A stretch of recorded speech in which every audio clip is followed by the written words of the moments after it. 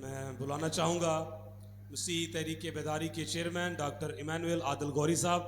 وہ تھوڑی دیر کے لیے یہاں پر آئیں گے اور اپنا اظہار خیال کریں گے آپ لوگوں کے ساتھ. ہاللویہ.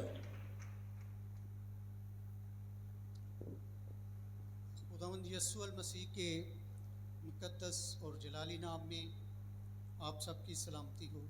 تحریک بیداری کے حوالے سے بات کروں گا کہ قیام پاکستان کو اس وقت تک 76 سال ہو چکے ہیں. ان 76 سالوں میں کوئی ایسی جماعت مسیحیوں کی ہمیں نظر نہیں آتی کہ جسے قومی سطح پر عوام کا اعتماد حاصل ہو. کوئی جماعت ایسی نہیں نظر آتی کہ جس کی کال پر لوگ کراچی سے خیبر تک نکل آئیں. اگر ہم دوسری طرف دیکھتے ہیں تو ظلم زیادتی ناانصافی کے میری قوم پر پہاڑ ٹوٹ رہے ہیں. ہماری بیٹیوں ہماری بہنوں کو گن پوائنٹ پر اٹھا کر ان کا مذہب تبدیل کر کے ان کے ساتھ جبری شادیاں کی جاتی ہیں.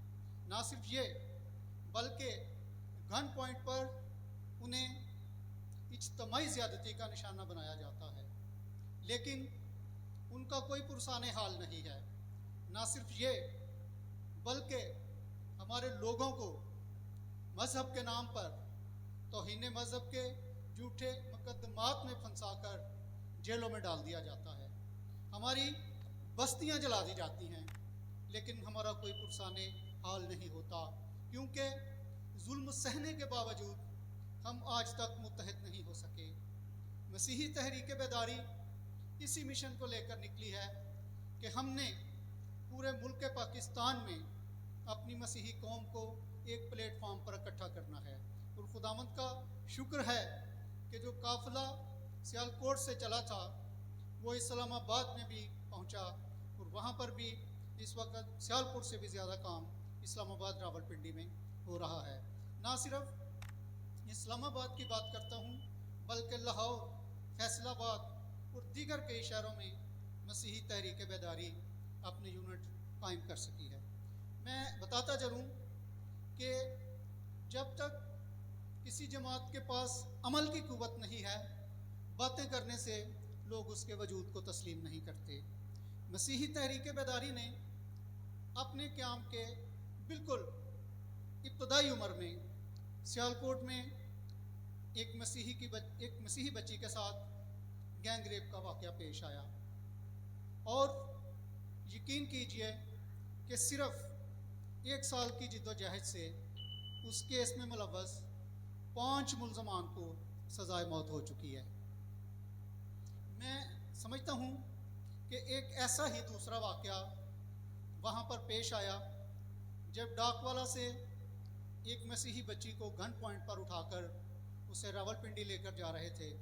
خداوند نے اس کی مدد کی، وہ بچ گئی. وہ لالا موسیٰ سے واپس ہمارے آفس آئی اور خداوند کی مہربانی سے ان ملزمان کے خلاف مقدمہ بھی درج ہوا اور ان ملزمان کو گرفتار بھی کیا گیا. اور جو پولیس اہلکار ان کے ساتھ تعاون نہیں کر رہا تھا اس کو اس کی ملازمت سے اسی وقت سسپینڈ کیا گیا. یہ بہت سارے ایسے واقعات ہیں کہ میں اگر گنوانا چاہوں تو آپ تو تھکے ہوئے ہیں ہمارے لیٹ آنے کی وجہ سے، کچھ آپ نے بہت سا ٹائم یہاں پر گزارا ہے. تو بس مختصر میں یہ کہنا چاہوں گا کہ حال ہی میں ہم نے جڑاں کا سانحہ دیکھا ہے.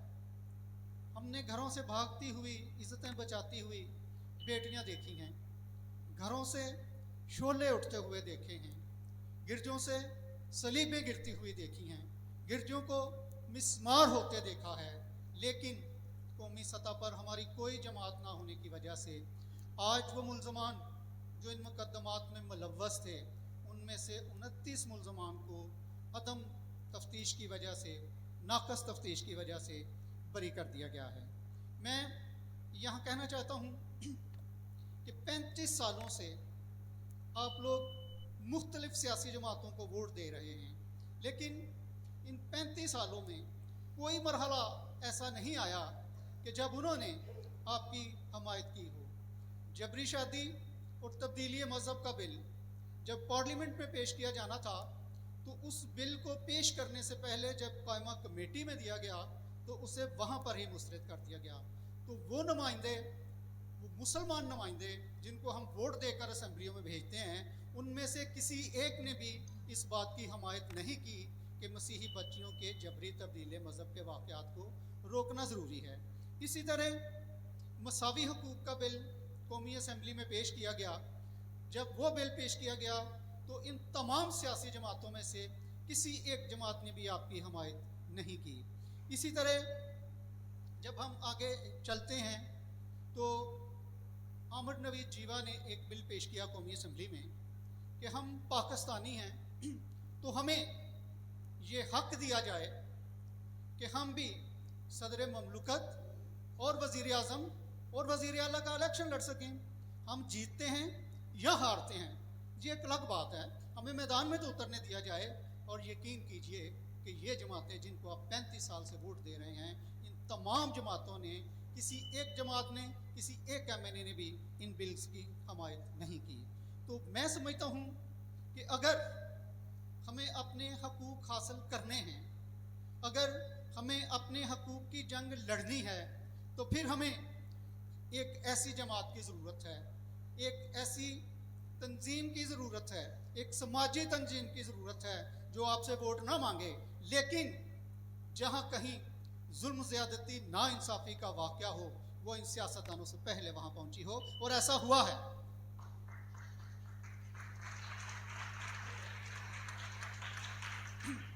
अभी अपने सेलेक्टेड नुमाइंदों के बारे में एक बात कहूँगा कि कौमी और सूबाई असम्बलियाँ तो बर्खास्त हो चुकी हैं, लेकिन इस वक्त मुल्क में सेनेट का अदारा काम कर रहा है। जब ये सानिहा हुआ तो इसके लिए ज़रूरी था कि हमारे नुमाइंदों की तरफ से, जो 2 नुमाइंदे सेनेट में बैठे हैं, उनकी तरफ से सेनेट का इजलास बुलवाने की रिक्वेस्ट दी जाती, लेकिन वो जड़ा वाला तो भाग भाग कर जाते रहे हैं, वज़ीर आज़म के पास तो भाग कर जाते रहे हैं, वज़ीर आला के पास तो जाते रहे हैं, लेकिन जो उनका काम था, जो उनकी ज़िम्मेदारी थी कि सेनेट में इसकी करारदाद मज़म्मत पेश करते, वो उन दोनों सेनेटर्स में से किसी ने पेश नहीं की। तो मैं ये कहना चाहता हूँ कि जब तक हम आम आवाम अपने हक़ के लिए घर से नहीं निकलेंगे, उस वक़्त तक हम अपनी मंजिल नहीं पा सकेंगे, और जो अज़ियतें हम सह रहे हैं इनमें दिन ब दिन इजाफा होगा, कमी नहीं होगी। आखिर में वक्त को मलहूज़ खातिर जानते हुए बस इतना कहना चाहूँगा कि मसीही तहरीक बेदारी में शामिल होकर अपने और मेरे हाथ मजबूत करें। बहुत शुक्रिया जी, थैंक यू सर, बहुत शुक्रिया। इस तरह की मज़ीद वीडियोस देखने के लिए हमारे चैनल को सब्सक्राइब लाजमी करें और बेल आइकन को प्रेस करें ताकि हर नई आने वाली वीडियो बर वक्त आप तक पहुंच सके। Thanks for watching.